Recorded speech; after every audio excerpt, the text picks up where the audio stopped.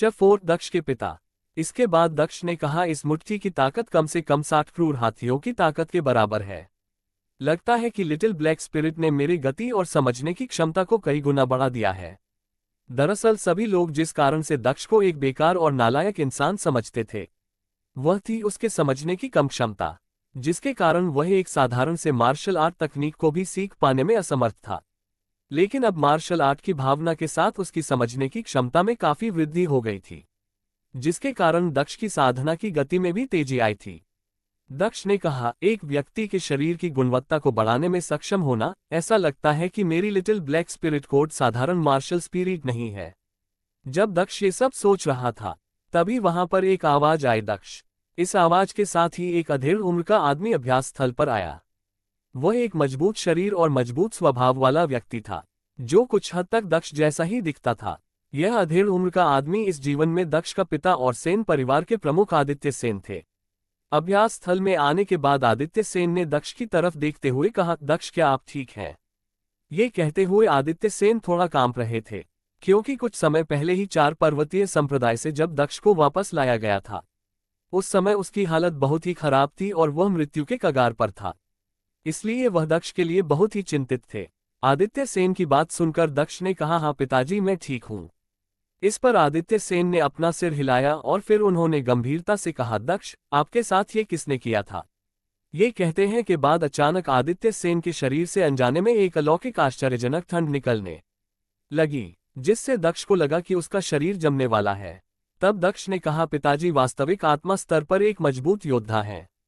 केवल अपनी ऊर्जा से ही वह अपने नीचे के किसी भी व्यक्ति को मारने या दबाने में सक्षम हो सकते हैं। ये कहते हुए दक्ष को आश्चर्य हुआ।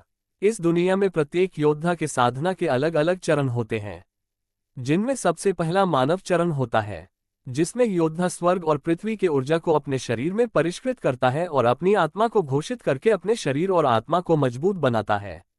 मानव चरण के बाद आत्मा चरण आता है, जिसमें सफलता हासिल करने का मतलब होता है कि कोई भी व्यक्ति और अधिक मजबूत हो सकता है और सिर्फ अपने एक हाथ से एक व्यक्ति को मार सकता है। और आदित्य सेन भी आत्मा चरण के विश्व प्रसिद्ध योद्धाओं में से एक थे।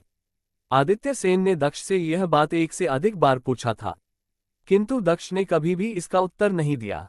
दक्ष ने अपने पिता की ओर देखते हुए कहा, पिताजी, कृपया इस मामले को मुझे ही संभालने दे। दक्ष ने अपने पिता को ये कभी नहीं बताया कि उसके तीसरी चाचा के बेटे ध्रुव सेन ने उसे घायल कर दिया था। सेन परिवार में उसके तीसरे चाचा और सबसे बड़े चाचा मिलकर काम करते थे और हमेशा परिवार की मुखिया की कुर्सी के लिए उसके पिता से लड़ते रहते थे। उनकी ताकत और उनका प्रभाव आदित्य सेन की तुलना में कमजोर नहीं था।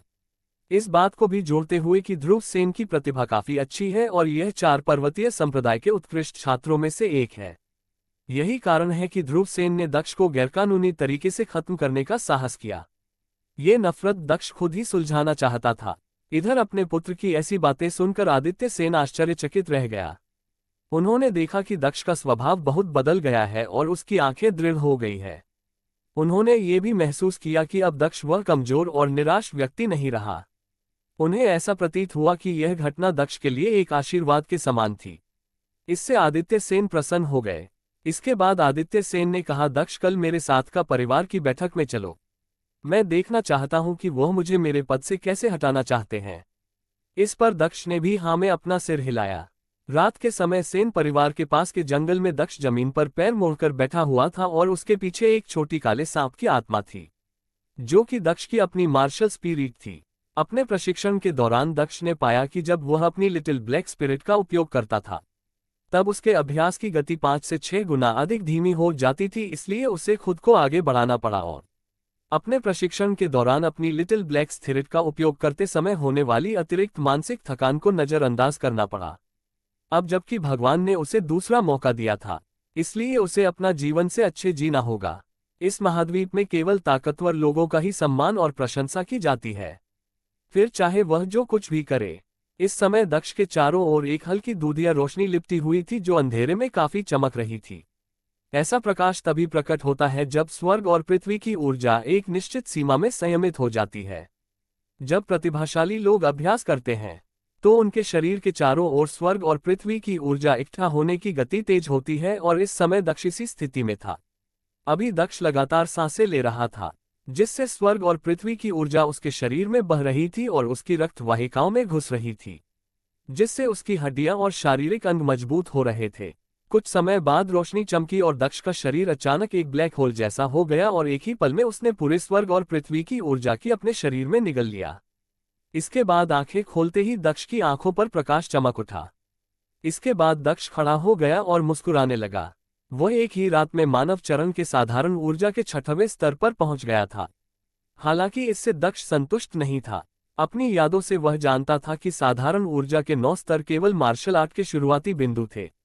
वास्तविक मार्शल आर्ट विशेषज्ञ आकाश में उड़ सकता है और उच्चतम स्वर्ग से परे यात्रा करने में सक्षम हो सकता है। इसके बारे में सोते हुए दक्ष ने अपनी मिट्टी घुमाई और हवा में वार किया, जिससे हवा में तेज विस्फोट हुआ और आसपास के बांस फट गए। सानय चरण में साधारण ऊर्जा को 9 स्तरों में विभाजित किया गया है। प्रत्येक स्तर की वृद्धि के साथ किसी भी पौधा की ताकत बहुत अधिक बढ़ जाती थी। अभी दक्ष साधारण ऊर्जा के केवल 6वें स्तर पर था। इस पर उसकी ताकत 60 क्रूर हाथियों की ताकत के बराबर थी और यदि इसके साथ वह अपनी मार्शल आर्ट तकनीक हैवी वेव 5 का उपयोग करता है, जिसे पिछले दक्ष ने अपने जीवन काल में अभ्यास किया था, तो उसकी ताकत 65 क्रूर हाथियों की ताकत के बराबर हो जाती थी। हालांकि दक्ष के लिए यह अभी भी पर्याप्त नहीं था। अगर वह साधारण ऊर्जा के 7वें स्तर पर अभ्यास करने में सक्षम हो जाता है, तो उस समय उसकी ताकत 70 क्रूर हाथियों की ताकत के समान हो सकती है। 60 क्रूर हाथियों की ताकत के तहत नाजुक बांस का जंगल पूर्ण रूप से फट गया। इसके बाद दक्ष ने लगातार मुक्का मारते हुए चिल्लाया, हा सा होन। हैवी वेव पंच तकनीक को 9 लहरों में विभाजित किया गया था। इसमें प्रत्येक लहर पहले की तुलना में अधिक मजबूत होती थी। इस समय तक शौर्य ने हैवी देव पंच में 5 लहरों तक ही महारत हासिल की थी। प्रत्येक पंच के साथ वह 5 लहरों की ताकत का उपयोग कर सकता था। जल्द ही धमाके की आवाज पूरे जंगल में गूंजने लगी और दक्ष की ताकत में तेजी से सुधार होने लगा। जल्द ही हैवी वेव पंच की ताकत 7वीं और फिर 8वीं लहर तक पहुंच गई। हैवी वेव पंच की 8 लहरों की शक्ति से पूरा बांस का जंगल धूल में बदल गया। सामने बांस के जंगल को देखते हुए दक्ष ने एक गहरी सांस ली और फिर उसने कहा, 8 लहरें काफी मजबूत है। हैवी वेव पंच तकनीक की समझ हासिल करने के बाद दक्ष ने जल्द ही 2 चरणों को पार करने में सफलता हासिल की थी और 8वीं लहर तक पहुंच गया था। यह ध्यान देना चाहिए कि मार्शल आर्ट तकनीक बाद के चरणों में जैसे जैसे आगे बढ़ती जाती है, वैसे वैसे उसे प्रशिक्षित करना और अधिक कठिन होता जाता है। इस समय दक्ष ने कहा, अब मेरे पास 75 क्रूर हाथियों की ताकत होनी चाहिए और जब तक मैं कठोर और कोमल तत्व दोनों को एक साथ संयोजित करने की धारणा को पूरी तरह से समझ लेता हूं, तब तक मेरी हैवी वेव पंच तकनीक पूरी हो जाएगी। ये कहते हुए दक्ष को अपने दिल में खुशी महसूस हुई। बाद के चरणों में मार्शल तकनीक का अभ्यास करना कठिन हो जाएगा, लेकिन इससे मार्शल तकनीक की शक्ति कई गुना अधिक मजबूत भी हो जाएगी। दक्ष के पास अब 75 क्रूर हाथियों की ताकत के बराबर ताकत है। अब अगर उसे साधारण ऊर्जा के 7वें स्तर के एक योद्धा का सामना करना पड़ा, तब भी दक्ष उससे लड़ाई करने में सक्षम होगा। अतीत में दक्ष को उन लोगों द्वारा नीची दृष्टि देखा जाता था, क्योंकि वह एक साधारण ऊर्जा के 5वें स्तर के योद्धा के खिलाफ भी जीतने में सक्षम नहीं था। लेकिन अब हालांकि वह केवल 7 दिन के लिए ही इस दुनिया में आया था, पर अब उसमें सुधार हुआ था और उसके पास अब साधारण ऊर्जा के 7वें स्तर की ताकत थी।